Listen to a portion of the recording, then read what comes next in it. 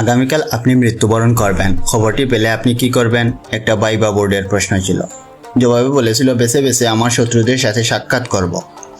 জবাব শুনে ভাইবা বোর্ডের লোক অবাক হয়ে ব্যাখ্যা চাইলেন। কারণ হিসাবে বলেছিল লোকটি, যারা আমার আপন মানুষ তাদের সাথে আর মায়া বাড়ানোর মানে হয় না।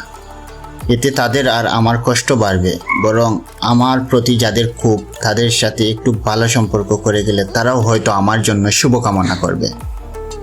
জি, ব্যাপারটা খুবই গুরুত্বপূর্ণ।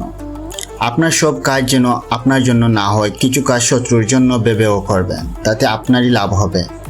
যে লোকটা আপনার লেখার বানান ভুল ধরে সে লোকটা আপনার লেখার প্রশংসাকারীর চেয়েও গুরুত্বপূর্ণ। তাকে আনফ্রেন্ড না করলে লাভ আপনারই। তার বইয়ে সঠিক বানান লিখুন।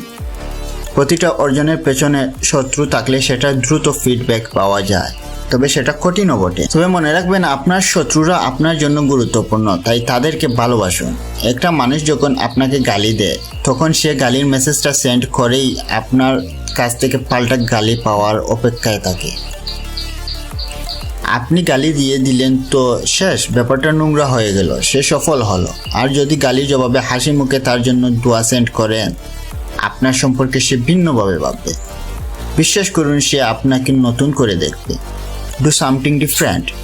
নিজেকে আবিষ্কার করুন, সবাইকে ভালোবাসুন। দিন শেষে আপনার শত্রু আপনাকে নিয়ে ভাবতে বসে যাবে। এটা পরীক্ষিত। প্রত্যেক শত্রুই আপনার জন্য এক একটা সতর্কতা। কেউ নেতার চাচা বলে পাওয়ার দেখালে সেখানে আপনি নেতার মামা পরিচয় না দিয়ে তাকে সালাম দিয়ে চলে আসুন। আপনি ছোট হবেন না, বরং তার কাছেই বড় হবেন।